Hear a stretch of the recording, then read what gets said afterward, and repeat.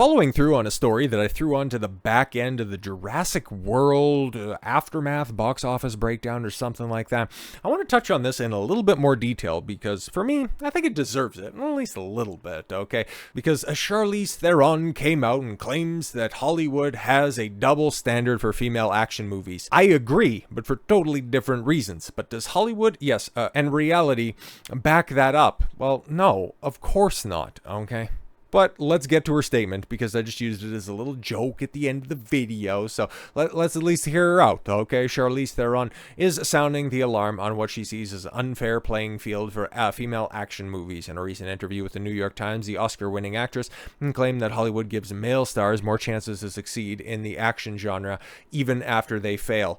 I beg your pardon? I beg your pardon. Yeah, but is that true? No. It's obviously not true. There's so many guys that are given the opportunity to run with the torch. Remember the big campaign for Sam Worthington in the, early 2010s? Him and Jeremy Renner. Okay, Jeremy Renner I like a lot, and Sam Worthington, well, I can't really say that much about him because he's just so totally so totally forgettable. He's had unremarkable performance after unremarkable performance. But still, he's not put in leading roles anymore outside of voice acting roles for Avatar because guess what? He was a part of Avatar and that was wildly successful, but nobody else casts him in roles at all whatsoever. And Jeremy Renner, well, he was set up to, carry the Bourne franchise into the future, but he failed on that front, and yeah, he ended up slotting nicely into the Hawkeye role, being an ensemble actor in a much larger cast, and he's, well suited for that. And he also has the Taylor Sheridan project, which, yeah, those are gold to boomers, but the general audiences, the more plugged in audiences,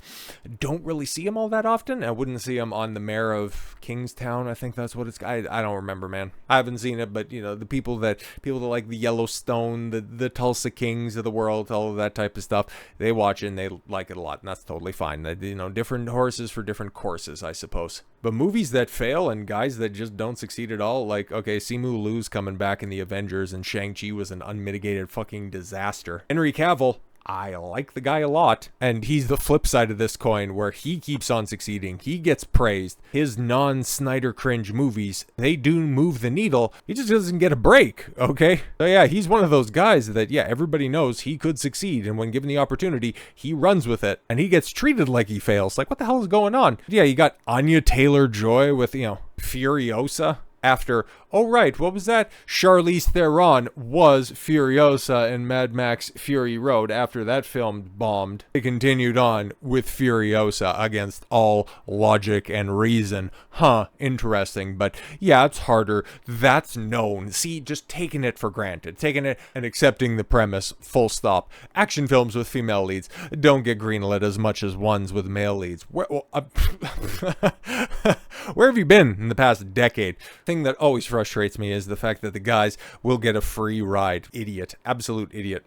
Theron, yes, who built a reputation as a legitimate action star. Through films like, yes, Fury Road, Atomic Blonde, and Netflix's The Old Guard. I've never heard of The Old Guard. I hear people go, well, Atomic Blonde was good, but I thought it bombed at the box office, and same with Fury Road. Expressed frustration from her claim that women are often given only one chance to succeed in the genre before being sidelined. When women do this, and the movie maybe doesn't hit fully, they don't necessarily get a chance again. I mean, you take a look at let's just go ahead and pull this up again, okay? The impetus for running this story back, okay. Scarlett Johansson, the highest grossing actor of all time. Zoe Saldana checking in at 4. They played bit roles, okay. Scarlett Johansson in the early part of her career, yes, she could put butts in the seats, but prior to Iron Man 2, she was never really a part of anything that was an overwhelming success when it was her name front and center on the marquee. The Island wasn't a runaway hit. Lost in Translation was a critical darling, but it was Bill Murray who was carrying the day on that one.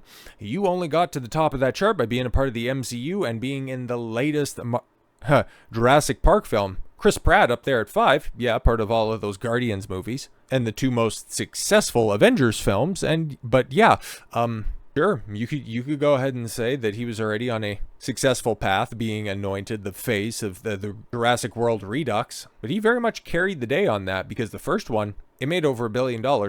And so did the second and third ones. Johansson's, yeah, it's not going to crack $1 billion. Samuel L. Jackson has just been there forever. And if anybody wants to give credit to one specific actor, if anyone has to carry that burden, that'll definitely be Robert Downey Jr. at third, who's eventually going to overtake everybody else on that list. And I guess at the tail end of next year, or at the beginning of 2020, God, what would that be, 2027, when Doomsday comes out, because that's going to blow everybody else out the water. But Chris Evans being there, like, how many Netflix bombs does that guy have to be a part of? So maybe that's who Charlize Theron is referencing. But hey, she got set up, okay? She was a part of the mid-credit scene in Doctor Strange Mom. So she could be entering the MCU very, very shortly. But despite Theron's claims, studios have invested heavily in female-fronted action projects, particularly in the last 5 years. No, much further back than that, because I would say that the person that really kicked this off, and somebody that I detested for a long time, was Angelina Jolie, okay? Every time that I'd see that 90-pound Nepo baby beat the brakes off of a 250-pound man, like, I would just roll my eyes so hard. I would get a grade 1 concussion. Salt, the Passenger, or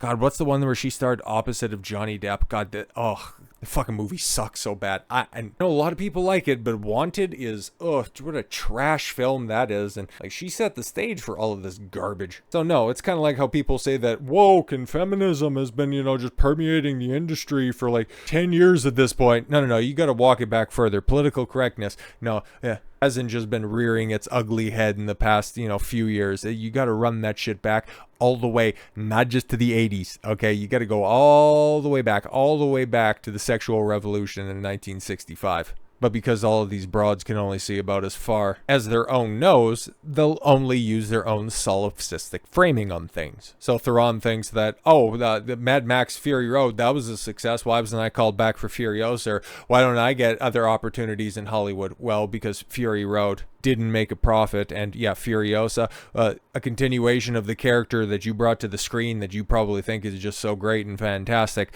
fucking flopped harder than Boogie doing the belly flop. Released in May of 2025, the film starred, Anya Taylor-Joy in a prequel, to the acclaimed Mad Max Fury Road. Yes, the production budget was approximately $178 million. The film grossed $174. Industry analysts estimate the film lost between $75 and $120 million for Warner Brothers. And the all-female quartet of Madame Web, $100 million at the box office, lol, on a production budget of between, $80 and $100 million.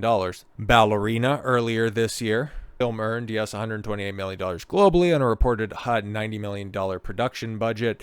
And they don't bring it up, but I might as well. The Marvels, $200 million at the box office, $300 million at the cash register. And that was after the incredibly astroturfed and curtailed Captain Marvel campaign, as you were told that you were a racist, sexist bigot if you didn't want to support that entitled white woman on the screen. But yes, while Theron suggests that male action stars get a free ride, recent box office results show that male-led bombs are just as quickly punished. Oh yeah, Ezra Miller, he's also got the caveats of having a rap sheet like an MS-13 member. But he's also trying to weasel his way back into Hollywood, but he was terribly miscast for that role. It's like when Rachel Zegler gets cast in X-Men. It's like, it's going to be a horrible choice there. Oh yes, The Rock, with Black Adam, okay. For as many hits as he's been a part of. The Jumanji movies, Fast and the Furious. Black Adam came along, and hell, like we heard recently that David Zaslav was in talks of revamping the DC strategy with The Rock until Black Adam came out and was like, oopsie daisy, that shit sucked.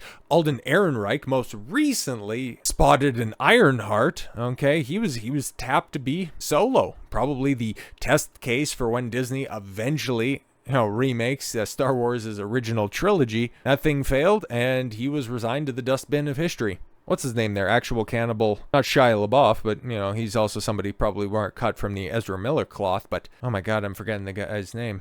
But he was everywhere. He was a Lone Ranger there for a minute, starring opposite of, Johnny Depp. But the Lone Ranger failed, and then you never seen him again outside of, Bear Grylls Won't Even Eat This. Armie Hammer, that's his name. God damn it, I knew I'd remember it. Yeah, some some female-led action films do succeed.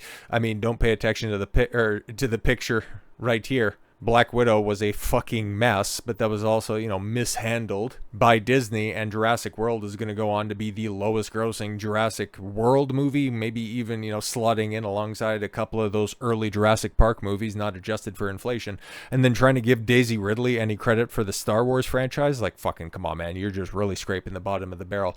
It's almost like men and women expect different things from actors and actresses in Hollywood, and when it's not comporting to their conception of reality, they go ahead and reject it full sail, even with Hollywood trying to push the narrative that, hey guys, you need to go in there and you need to support your gals out there, just really throwing them punches, trying to make believe that Bella Ramsey can take down a 250-pound MMA professional fighter. You need to go ahead and support the potato queen, because that's something that, women can do. They can do anything that a man can, and plus they can do it in heels, but the only thing that they can't do is succeed outside of already well-established franchises and have to make their own way.